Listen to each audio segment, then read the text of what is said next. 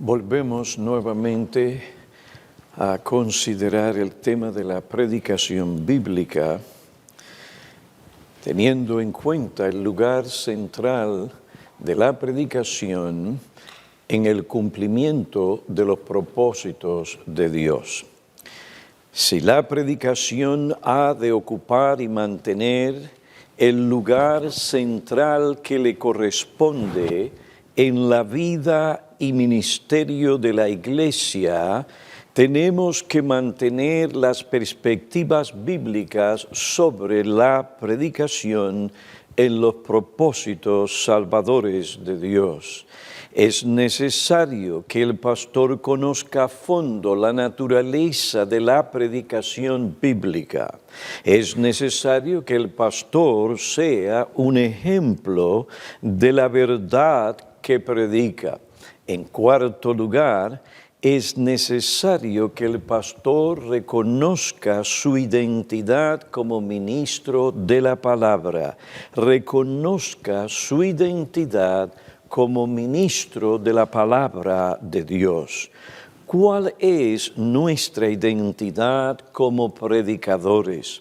¿Cómo deberíamos vernos al estar delante de la congregación para ministrar o predicar la palabra? Algunos ministros se ven a sí mismos como educadores, oradores, filósofos religiosos, psicólogos, animadores, coordinadores, motivadores, facilitadores, cómicos, llamados a divertir a la gente para que pasen un tiempo divertido. ¿Es así como deberíamos vernos a nosotros mismos? ¿Qué nos enseña la palabra de Dios sobre nuestra identidad ministerial, particularmente nuestra identidad como aquellos que Dios llamó a proclamar su palabra? La Biblia usa varias metáforas que muestran cuál es nuestra identidad como ministros del nuevo pacto. Mantener estas metáforas delante de nosotros nos animará a recordar lo que somos y a qué Dios nos llamó al ministerio.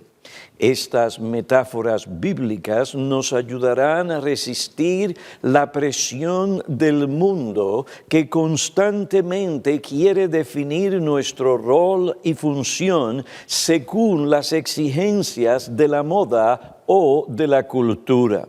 La palabra de Dios nos dice: y no os conforméis a este mundo, sino transformaos mediante la renovación de vuestra mente. Romanos 12, versículo 2. Esto significa que nosotros debemos establecer nuestra identidad y determinar nuestros deberes como predicadores por lo que enseña la palabra de Dios y no por lo que dice el mundo.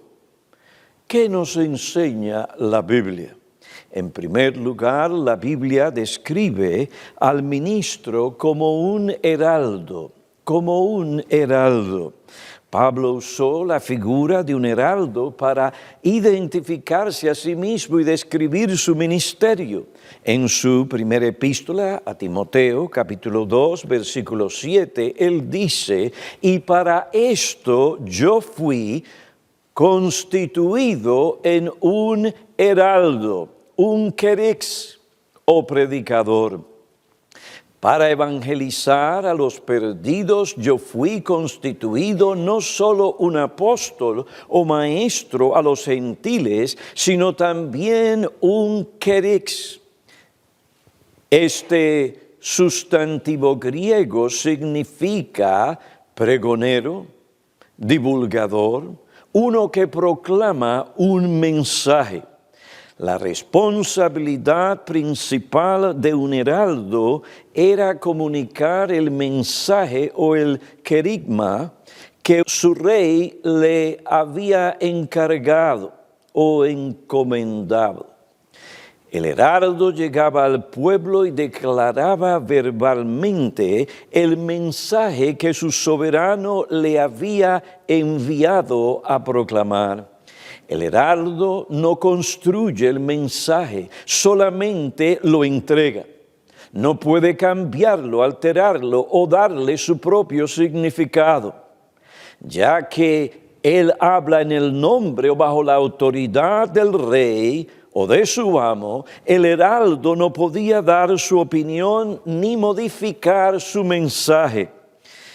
El kerix o heraldo, kerixo, predica. El término griego kerixo tiene el sentido primario de proclamar como un heraldo oficial un mensaje autorizado.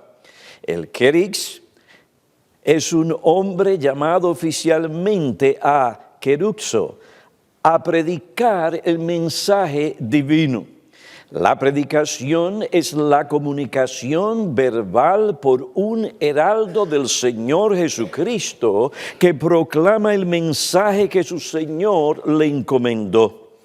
Los heraldos de Cristo, como otro escribió, no efectúan su predicación solo por deber, y su papel de heraldos tampoco consistía en la simple proclamación formal de un mensaje. Brotaba de una fe sincera y se efectuaba con el deseo de honrar a Dios y con la esperanza amorosa de llevar la salvación a otros. Ese era el sentir del apóstol en Romanos. Él lo expresa, capítulo 10, versículos 9 al 14. Segunda a los Corintios 4:13. Por esta razón los predicadores estaban dispuestos a que los sabios de este mundo los tratasen como necios o que hasta los judíos los persiguieran como herejes. También acompañaban su predicación con razonamientos y persuasión a fin de ayudar a los oyentes a creer y ejercer la fe. Esos cristianos no eran heraldos asalariados, sino adoradores dedicados que se daban de sí mismos, de su tiempo y de sus fuerzas en favor de la predicación. Primera a los Tesalonicenses, capítulo 2, versículo 9. Porque recordáis, hermanos, nuestros trabajos y fatigas, como trabajando de día y de noche os proclamamos el Evangelio de Dios. El Nuevo Testamento describe al predicador como un heraldo. Somos heraldos del Señor Jesucristo, enviados a proclamar la palabra a todos los que residen en su reino. Esta es nuestra identidad. Este es nuestro deber. Aunque el mundo nos desprecie y no quiera reconocer que somos heraldos de Cristo, no debemos permitir que su actitud nos intimide y nos lleve a cambiar nuestra identidad. No debemos permitir que el mundo nos impida realizar nuestro deber como heraldos de Cristo. Ya que esta es nuestra identidad, debemos hacer un esfuerzo deliberado por recordar y trabajar en conciencia de lo que somos. No somos facilitadores, ni meros coordinadores. Somos predicadores, heraldos del Señor Jesucristo. Esta es nuestra identidad principal como ministros del nuevo pacto. Por lo tanto, tenemos que resistir cualquier descripción que sea incoherente con lo que somos. Tenemos también que resistir la presión que nos quieren imponer algunos en el mundo evangélico sobre lo que debemos o no debemos ser. Nosotros Debemos cuidarnos de no llegar a ser facilitadores, facilitando a la gente que hagan lo que quieran hacer en la iglesia para que se sientan bien. No, somos heraldos del Rey, no facilitadores. En segundo lugar, la Biblia describe al ministro como un embajador de Cristo. Un embajador de Cristo. En la segunda epístola a los Corintios, capítulo 5, versículo 20, Pablo se describe a sí mismo como un embajador. El término que Pablo usa aquí es el verbo presbeuo. Este verbo se usa como sustantivo y se traduce embajador. El término denota la idea de una persona madura, enviada, que sirve como representante y portavoz de un gobernante. Era su responsabilidad decir con fidelidad el mensaje de aquel que lo envió. El embajador sirve de canal de comunicación. Y si este individuo comete el error de exponer sus propias ideas, o se expresa de forma contraria al sentir de su gobernante, es relevado inmediatamente del puesto. Pablo y sus compañeros eran embajadores de Cristo. Sobre sus hombros estaba la responsabilidad de transmitir con fidelidad el mensaje y los sentimientos de su Señor y Rey. Él dijo: somos embajadores de Cristo, como si Dios rogara por medio de nosotros. En nombre de Cristo rogamos, reconciliaos con Dios. Tú y yo somos embajadores de Cristo. Esto, como Kistemaker señala, es una tremenda responsabilidad. Esta responsabilidad recae sobre cada ministro de la palabra de Dios. El embajador ha sido comisionado por Dios para representar al Rey de Reyes y Señor de Señores, y representarlo ante la gente a quien Él ha sido enviado. Debe hablar solamente las palabras que Dios le ha revelado. No debe decir nada que entre en conflicto con el mensaje del que lo envió. Debe de limitarse a decir lo que Cristo revela en su palabra. Nunca deberá desnaturalizar su misión, ni negar a quien lo envió. Si dejara de cumplir su misión, tendría que enfrentarse a su Señor y a explicar su conducta. Tu función como embajador de Cristo es la de expresar con exactitud y fidelidad los pensamientos y la voluntad de Dios, tal y cual se revela o tales como se revelan en su palabra. La Biblia describe al ministro de la palabra no solo como un heraldo y embajador, sino también como un mayordomo o icónomos. Primera a los Corintios, capítulo 4, versículo 1. Que todo hombre nos considere de esta manera, como servidores de Cristo y administradores o mayordomos de los misterios de Dios. Que todo hombre nos considere de esta manera. Pablo insiste en que otros le consideren según el llamamiento y la responsabilidad que Cristo, su Señor, le había dado. Un mayordomo es un superintendente, un administrador de bienes de la casa de otro. De cuando en cuando el mayordomo tenía que dar cuentas a su amo de su administración. Pablo y sus compañeros en el ministerio eran siervos de Cristo y superintendentes que trabajaban para Dios.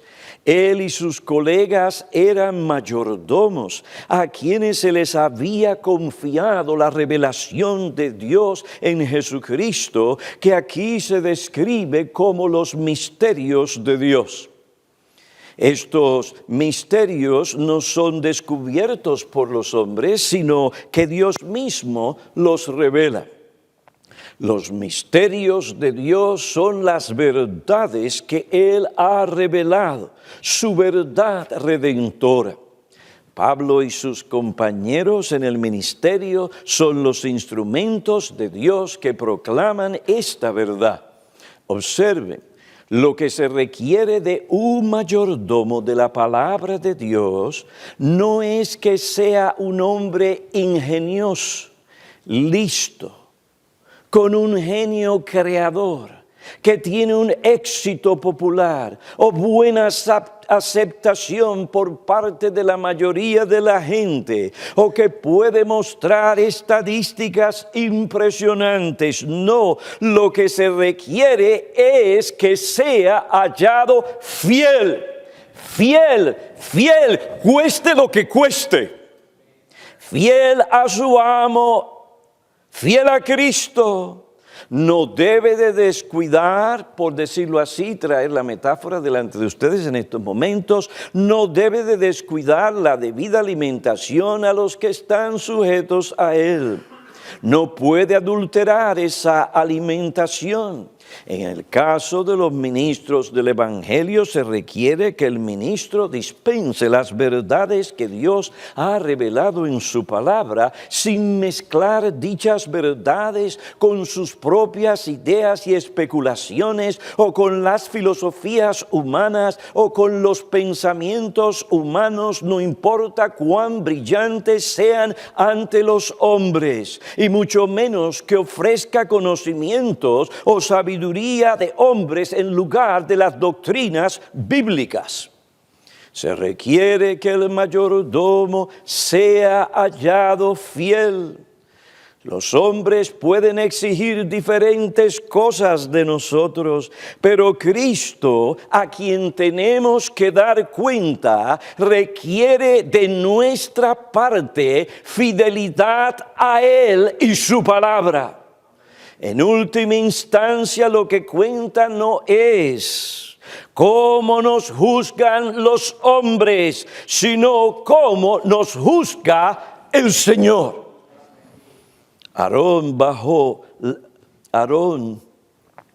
la presión de la gente, no tuvo en cuenta este principio y terminó haciendo un becerro de fundición. Le dio al pueblo lo que quería y no lo que el pueblo necesitaba. En vez de sostener la verdad, la vendió. Compra la verdad y no la vendas. Tenemos que resistir la presión de la gente, de las circunstancias, de los deseos o los gustos de la gente, o de lo que la cultura trata de imponernos a través de muchas personas con buenas intenciones, pero que desconocen o están siendo indiferentes a lo que exige o requiere la palabra de Dios. ¿Hasta dónde llegó Aarón por no resistir la presión?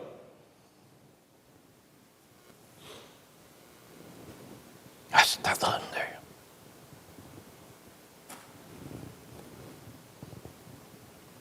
No fue fiel a Dios, a la ley de Dios. Su deber era decir no. Esto es lo que dice la ley de Dios. Y estas son las implicaciones de lo que la ley dice y lo que la ley requiere. Pero no, miró la gente, se sujetó a esa presión. ¿Y hasta dónde llevó al pueblo? Y el pueblo contentísimo. Comía, bebía y bailaba también. Eso no es nuevo. Eso no es nuevo. Pero qué infidelidad. ¿Hasta dónde algunos de nosotros que decimos que somos reformados hemos llegado? Porque hemos cedido a la presión.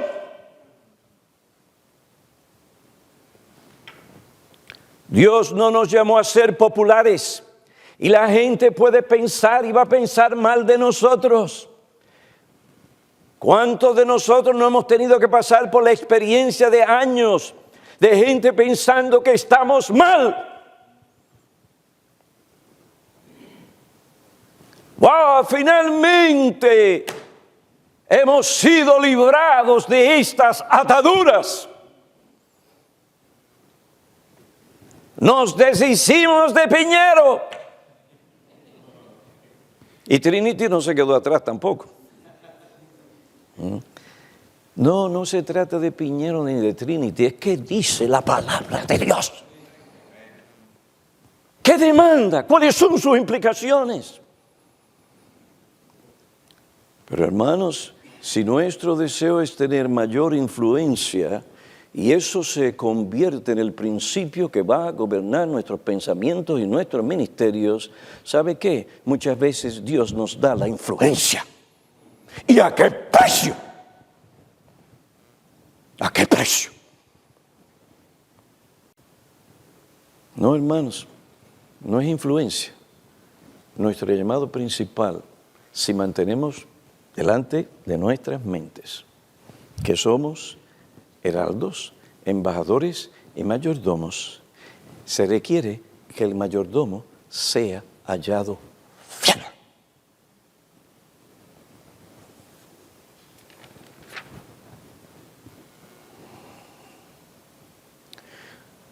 Por otra parte, la fidelidad a la verdad va más allá de meramente predicarla. Es conformarnos a ella en todos los aspectos prácticos de la misma. Pues ¿de qué vale predicar la verdad si la negamos en la práctica?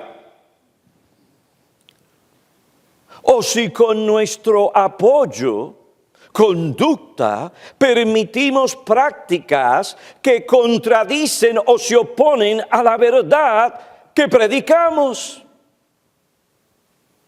¿De qué vale tener supuestamente mayor influencia o popularidad si esto me coloca o asocia con aquellas cosas que niegan la verdad o que confunden al pueblo de Dios acerca de los reclamos de la verdad?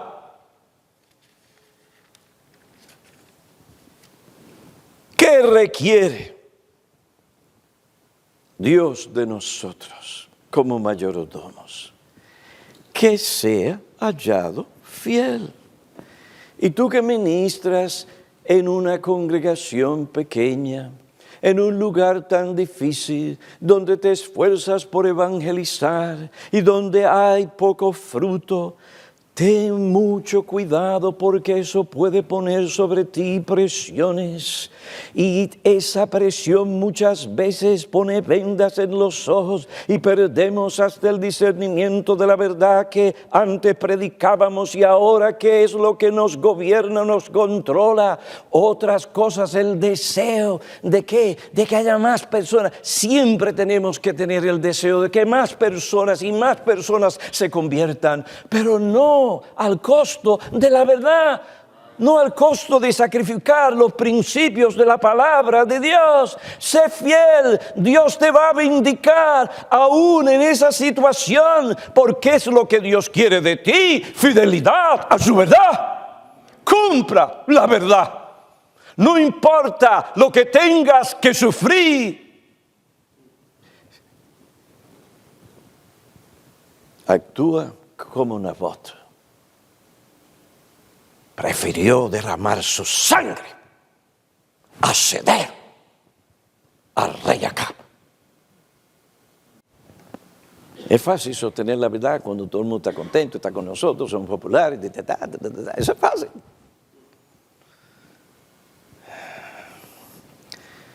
No, hermanos, Dios requiere de nuestra parte fidelidad a Él y a su palabra en todo sentido. Tranquilo, espera en el Señor. Él hará resplandecer tu justicia como la luz del día. No te irrites, no te desesperes. Dios honrará a aquellos que honran su nombre y su palabra.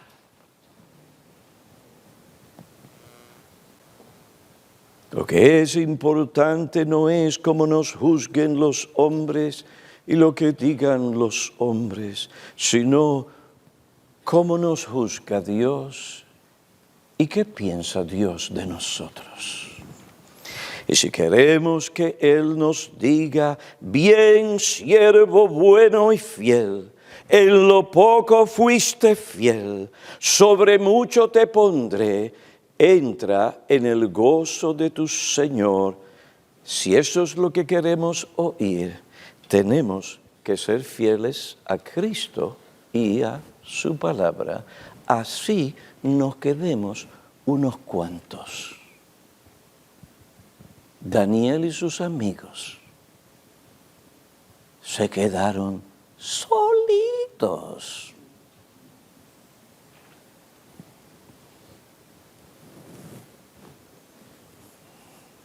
Y parecía que ellos la tenían por perder. Pero Dios honró su fidelidad a la verdad. A la verdad. Y a través de su ministerio. ¿Qué pasó con el pueblo de Dios? El pueblo fiel se sostuvo firme. Y Dios obró soberanamente en una cultura bacana. Y guardó y conservó a su pueblo.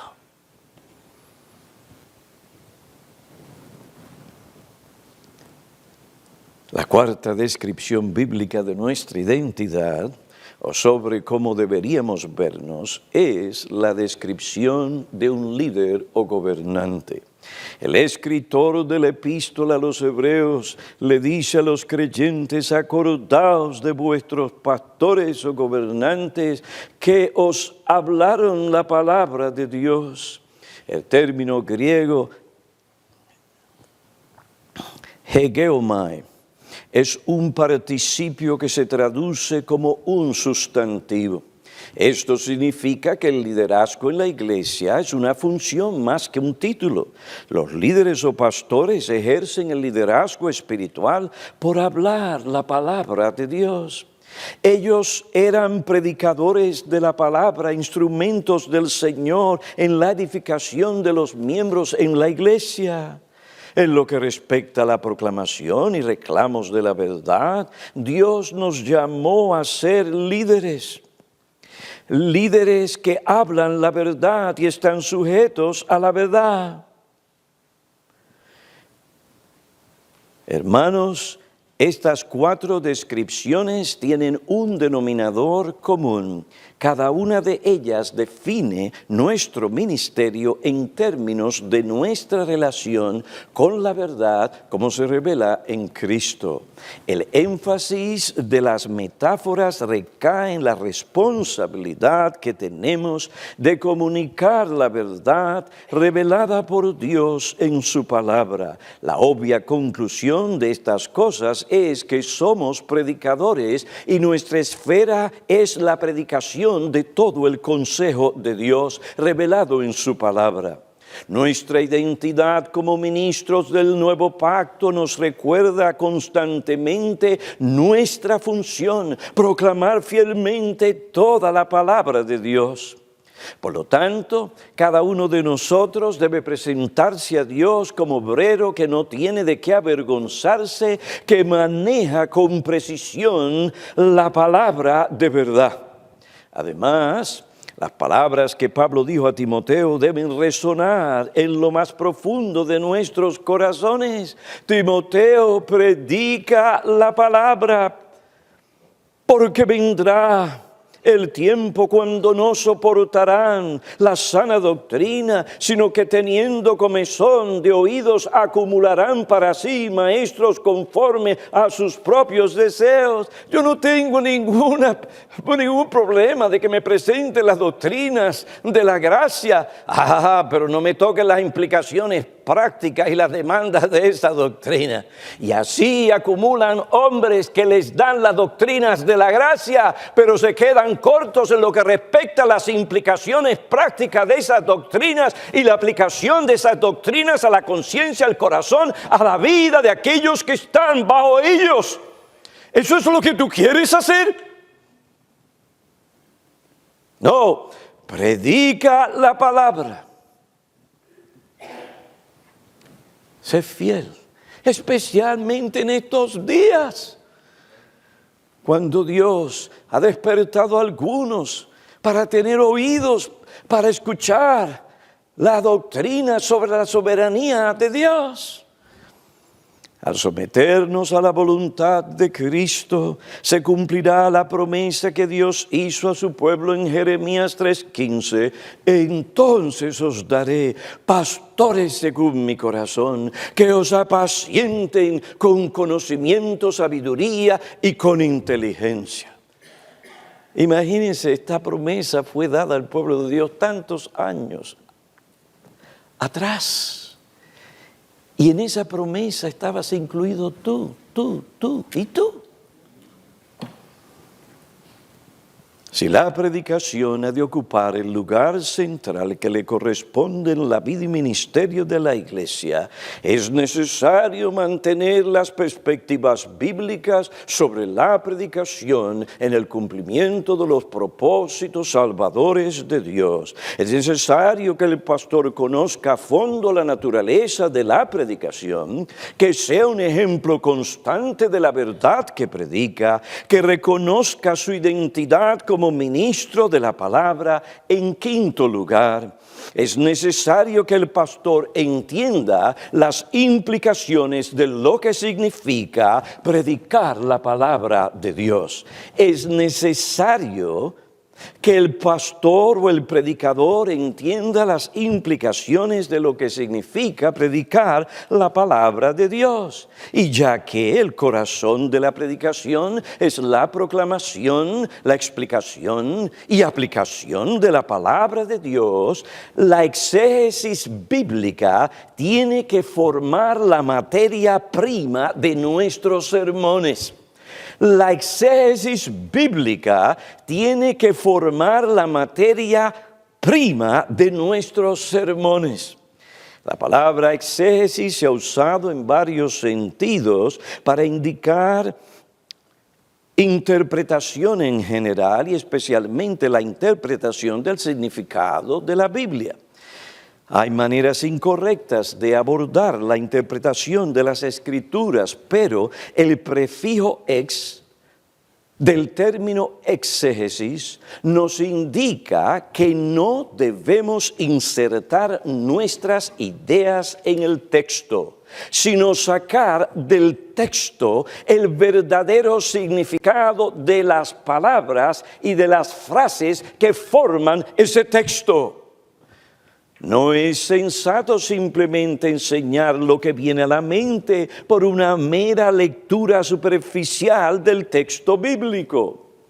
Si dependemos de nuestra impresión superficial sin un estudio cuidadoso, o nos dejamos llevar por lo que nos parece, sin un estudio del significado preciso de las palabras del texto en su contexto, llegaremos a una conclusión imprecisa o incorrecta del significado del texto. Debemos tener en cuenta lo que Pablo dijo a los Corintios sobre la naturaleza y el alcance de lo que él y sus compañeros decían por inspiración divina. Es decir, ellos hablaban no meramente en ideas dadas por el Espíritu de Dios, sino palabras enseñadas por el mismo Espíritu. 1 Corintios capítulo 2, versículo 13. Porque creemos que Dios ha hablado por medio de palabras enseñadas por su Espíritu, debemos formar el sermón por una exégesis precisa de las palabras de las Escrituras.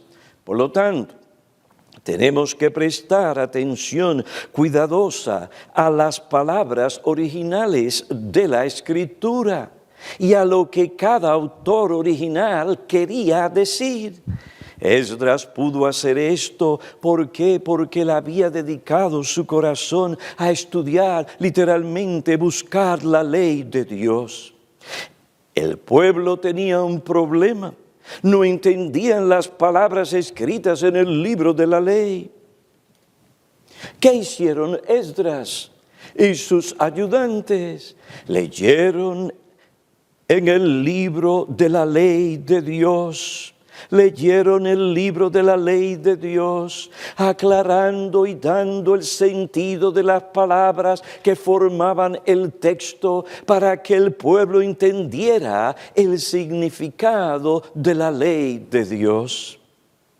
Ellos se esmeraron por comunicar con precisión a sus oyentes la revelación de los pensamientos y la voluntad de Dios según se ha incorporado en las Escrituras. El pastor Albert Martin declara con razón que Esdras y sus compañeros son prototipos de nosotros, los pastores nuevotestamentarios, que somos expositores de la Escritura. Teniendo en cuenta la inspiración divina de las palabras en la Biblia, nos es imprescindible, como Esdras y Timoteo, procurar con diligencia presentarnos a Dios aprobado, como obrero que no tiene de qué avergonzarse, que maneja con precisión la palabra de verdad. 2 Timoteo 2:15, el verbo griego que Pablo usó, traducido al español, cómo manejar con precisión es ortotomeo. Esta es una palabra compuesta. La segunda parte de este verbo, tomeo, significa cortar. Se usa en el español en varios términos médicos. Por ejemplo, apendectomía. En una apendectomía, se corta el apéndice. La primera parte del verbo orto significa recto. Orto forma parte de tales palabras como ortodoxia, que indica una manera de pensar o un parecer o un juicio que es recto. El verbo griego ortotomeo significa cortar en línea recta. Timoteo tenía que cortar o dividir o interpretar la palabra de Dios, no según le pareciera a él, sino rectamente, con rectitud, según la regla de la palabra de Dios. Timoteo tenía que usar correctamente la palabra de Dios, de ahí que la palabra ortotomeo se traduce al español manejar con precisión, usar correctamente. Sobre el significado más amplio de esta palabra, William Hendrickson da en el blanco cuando dice: el hombre que usa correctamente la palabra de verdad no la cambia, no la pervierte, no la mutila, ni la distorsiona, ni hace uso de ella con un propósito malo en el pensamiento. Por el contrario, interpreta las Escrituras en oración y a la luz de las Escrituras. Aplica su sentido glorioso en forma valiente y con amor a situaciones y circunstancias concretas. haciéndolo para la gloria de Dios, la conversión de los pecadores y la edificación de los creyentes.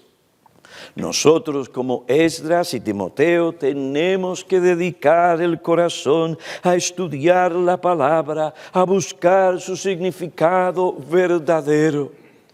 Entre otras cosas, tenemos que procurar, mediante los medios que Dios ha provisto, conocer el significado de las palabras y frases en los idiomas originales.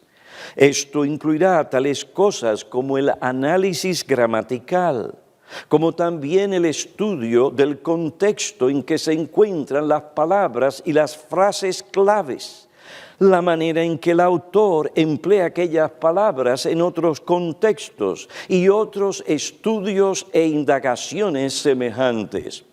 Claro, es mucho más fácil simplemente leer el texto y llevarnos por nuestras impresiones iniciales, especialmente si estas impresiones son basadas en lo que ya conocemos de la verdad de Dios. Si tenemos por naturaleza una imaginación muy despierta, poética y fértil, fácilmente podremos emplear las palabras del texto como un trampolín que nos llevará a ideas muy originales, estimuladoras, espléndidas o exaltadas que desearemos presentar a nuestros oyentes, y cuando las presentemos la gente va a decir, ¡wow! Pero eso no es lo que dice el texto. Pero es verdad, eso no es lo que dice el texto, aunque sea la verdad. Si queremos ser más diligentes, posiblemente acudiremos a las interpretaciones tradicionales comunes o populares. Sin embargo, es posible que tales interpretaciones, o las nuestras o las de otras personas, sean incorrectas o heréticas. Aún si la interpretación no es herética, eso no nos da el derecho de interpretar incorrectamente el texto bíblico. ¿Cómo podemos atrevernos a representar mal lo que Dios ha dicho en cualquier parte de su palabra? Si Dios nos ha llamado a dar el sentido de las palabras bíblicas, ¿qué derecho tenemos para cambiar su sentido? Si lo hacemos, seríamos embajadores o mayordomos infieles. Cambiar o representar mal el mensaje de Dios en algún texto bíblico confunde la mente de los oyentes que se esfuerzan por entender la palabra de Dios. Siembra en ellos algo menos que la reverencia que se debe al mensaje de la palabra por su autoridad. Es una falsedad impía el pretender estar en un contexto sagrado para declarar a almas que perecen el mensaje de Dios y allí afirmar que el Espíritu Santo dijo algo que realmente no dijo. Dabney quería cargar la conciencia de sus estudiantes con un temor solemne para que no se atrevieran a tomar ninguna libertad en su exposición de la palabra de Dios. Él asemeja a un fruto prohibido cualquier interpretación del texto que no sea lo que Dios dice, por más atractivo que sea. Es un fruto prohibido que no deberíamos atrevernos a tocar bajo pena de un pecado temible. No pensemos que se puede justificar una interpretación incorrecta de algún texto en particular con tal de que la verdad que uno quiere presentar se enseñe en otra parte de las Escrituras. Dabney responde contundentemente a esta tentación diciendo: tal realidad no es justificación para hacer tal cosa. Tenemos que decir lo que el texto que exponemos dice. y no insertar en él otra cosa que no dice, como si el texto lo dijera. No importa que sea verdad, lo que decimos no es lo que el texto dice. Por lo tanto, no podemos decirlo como si eso es lo que el texto dice. Eso es falta de integridad. Esa clase de mutilación del texto no enseña a las ovejas a interpretar la Biblia correctamente. No engendra en ellas ni en futuros pastores un respeto por el verdadero significado de las palabras de las Escrituras. Si lo hacemos, adulteramos el texto. No podremos conocer realmente la mente y voluntad de Dios en lo que respecta a ese texto. Si lo hacemos, violamos el 9º mandamiento.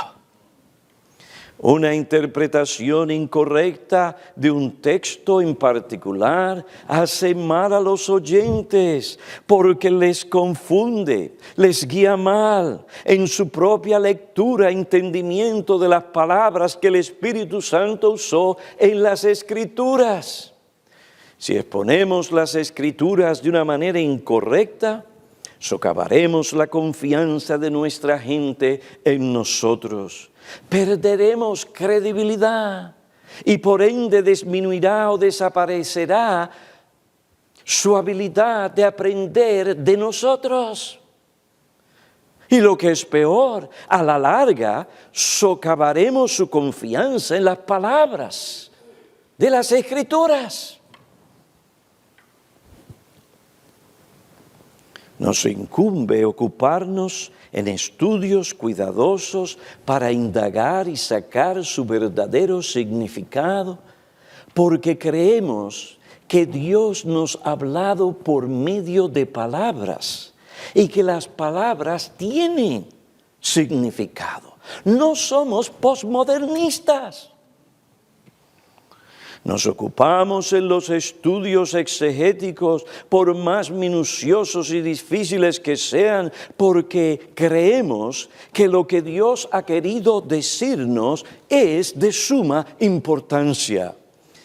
Albert Barnes nos recuerda que la Biblia es un libro que tiene sentido y que revela todas las doctrinas esenciales para la salvación. El texto bíblico entonces debe ser explicado no bajo la influencia de las ideas humanas, sino bajo la influencia de un corazón que ama la verdad, junto con un entendimiento disciplinado para investigar el significado de las palabras y las frases. En su artículo sobre el propósito del seminario, y extraigo estas cosas de este nuevo tomo que salió del pastor Martin, en su artículo sobre el propósito del seminario, Benjamin Warfield asevera que el trabajo del pastor es aplicar a los hombres perdidos el evangelio que salva del pecado, de su culpa, su corrupción y su poder. En cuanto a las personas salvas que se congregan en una iglesia local, el trabajo del pastor es guiarlas en la aplicación del evangelio a todo aspecto de la vida, así como lo hacen los apóstoles en sus epístolas. Para esto el pastor necesita conocer el evangelio, conocerlo a primera mano, conocerlo de manera cabal, conocerlo en todos sus detalles, conocerlo con todo su poder. El mensaje de la salvación se encuentra en el texto bíblico y el pastor tiene que funcionar como un canal a través del cual la verdad del evangelio es comunicada a los hombres. Para hacer esto, el pastor predicador necesita poder sacar del texto el significado exacto. Además, tiene que conocer muy bien el mensaje que se ha sacado del texto. Tiene que conocerlo de manera cabal en toda su plenitud, en todos sus detalles, en su perspectiva y proporciones correctas. Sin tal conocimiento, él no puede hacer el uso correcto del texto bíblico. No podrá predicar y aplicar correctamente la palabra para la salvación de pecadores, ni para guiar a las personas a vivir según las implicaciones de esta salvación. Si el conocimiento sin celo es inútil, el celo sin conocimiento es peor que inútil, es destructivo. Mientras más nos acercamos al significado correcto de las palabras bíblicas, con más precisión manejaremos, explicaremos y aplicaremos estas palabras.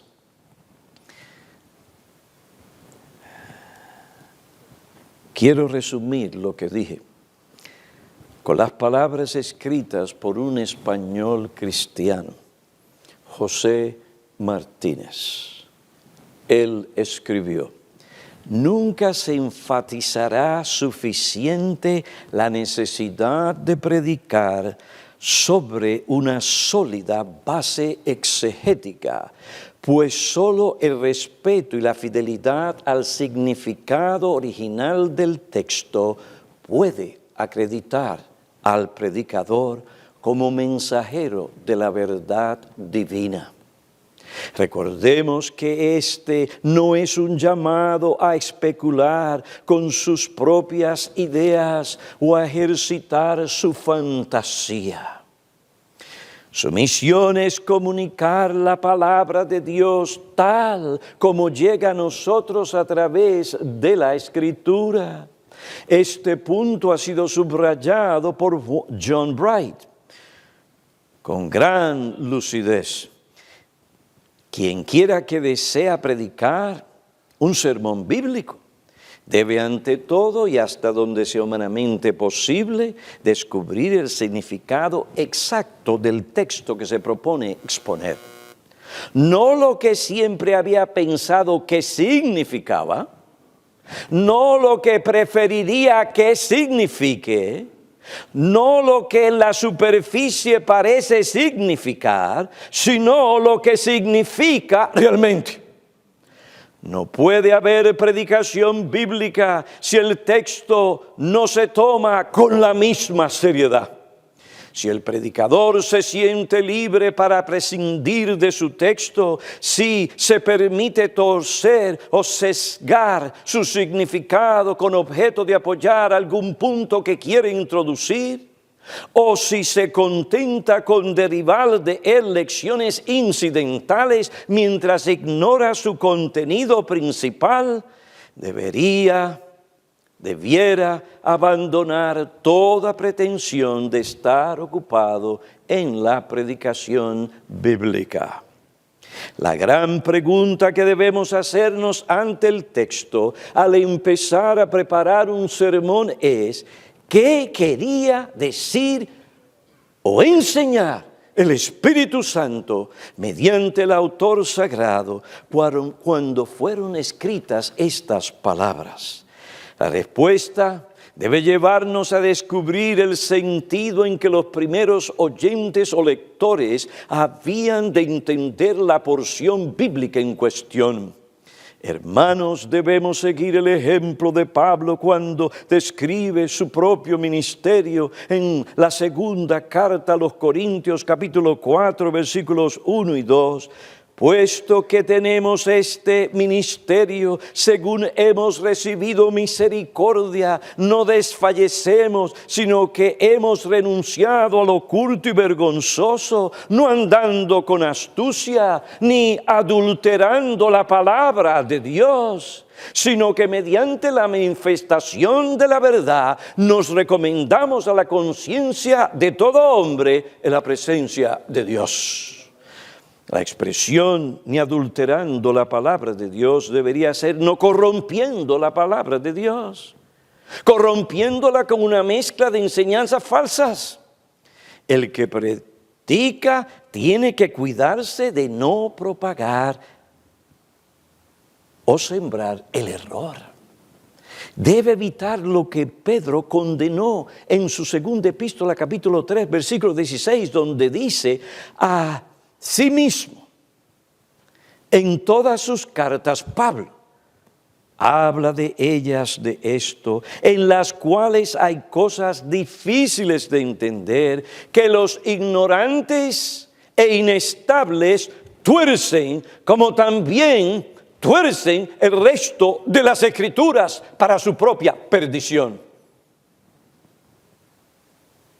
Esto es lo que ¿tú quieres que la gente piense de ti? Cuidado, pastores. Uno puede predicar la palabra del Señor y la gente después acercarse a nosotros y decirnos: pastor, qué mensaje, wow. No pienses o no dejes que eso determine si tú realmente dijiste lo que tenías que decir, porque eso era lo que la Biblia y el texto decía.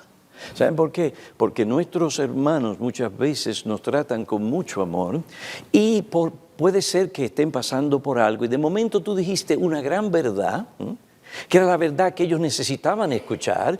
¡Wow! El Señor me habló, esto es.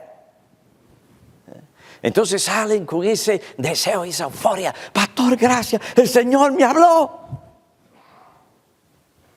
¿Te habló? Sí, por esa frase, esa aplicación de esa frase, pero ¿realmente tú dijiste lo que el texto decía en todo lo que predicaste? A veces pensamos que somos grandes predicadores, tremendos exponentes de la palabra de Dios. Cuando miro hacia atrás y empiezo a leer los sermones que había dado anteriormente, yo dije eso. ¿Pero qué es esto? Sin embargo, la gente lo encontró pues muy bueno. Me acuerdo hace muchos años atrás, la primera vez creo que fue a la República Dominicana, y el Señor en su misericordia me había dado la oportunidad de predicar en cierto lugar. Y bueno, pues yo fui con lo que había recibido, lo que entendí en ese momento, y empecé a predicar. No se le ocurre a ninguno de ustedes traerme esas grabaciones para que yo las oiga. Sin embargo, Dios usó aquello y marcó un hito en la República Dominicana.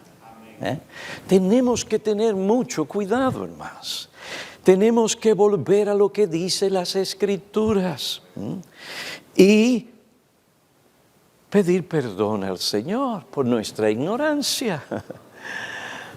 No dejemos que las bendiciones determinen si hemos sido heraldos fieles en todo. Y eso es lo que Dios espera de ti y espera de mí. Que Dios tenga misericordia de todos nosotros. Hermanos, si amamos las ovejas que Dios nos ha encomendado a nuestro cuidado,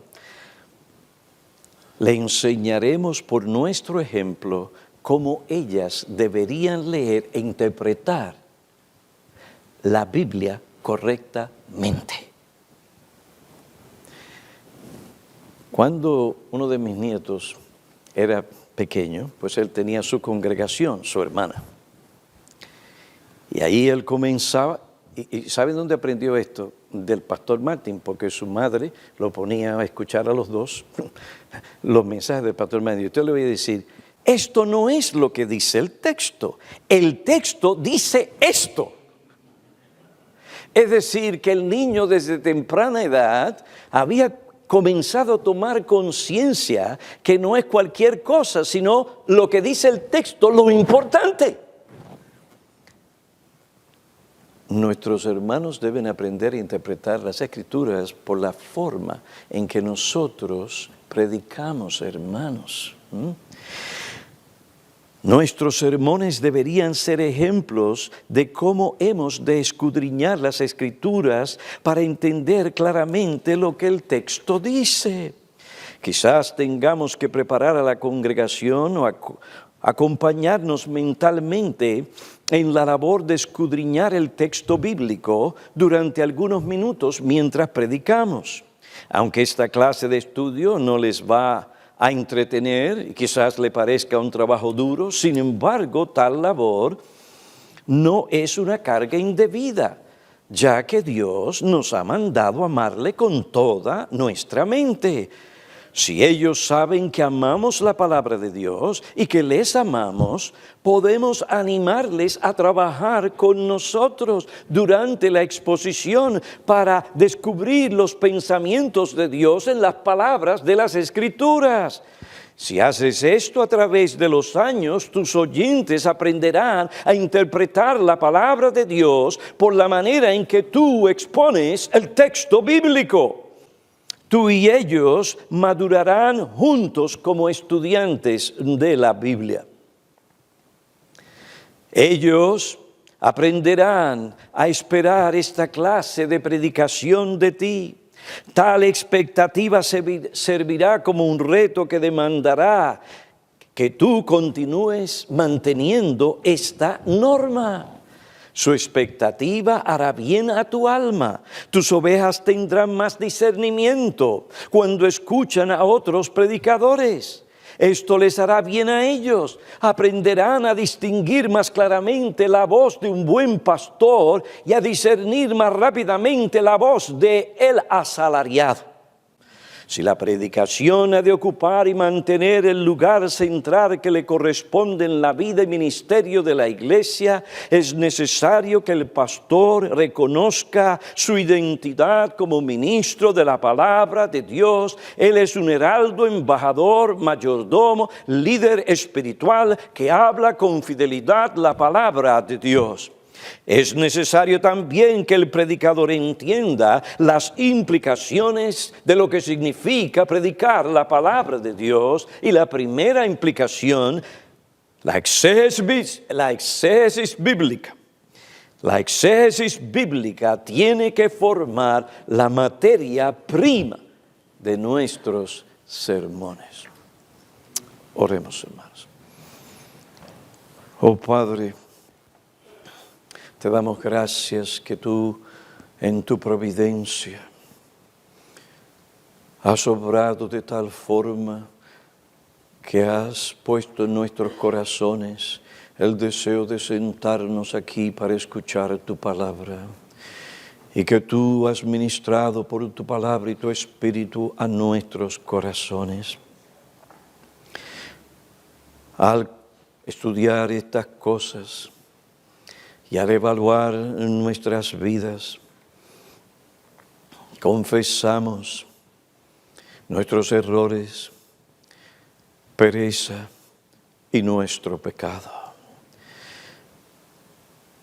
Hemos descuidado de presentarnos en todo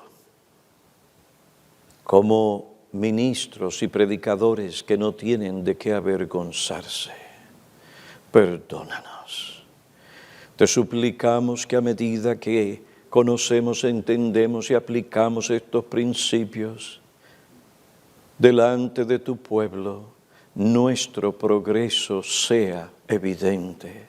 Y esto no para traer gloria ni llevarnos a la popularidad, sino para que tú seas honrado en la exposición de tu palabra, a medida que predicamos con precisión, y que tu pueblo sea fortalecido y santificado por esa verdad, pues es tu verdad la que santifica el alma y no nuestras ideas. Te pedimos, oh Dios, esta bendición. Continúa obrando en nosotros para ser mejores ministros del nuevo pacto en Cristo. Amén.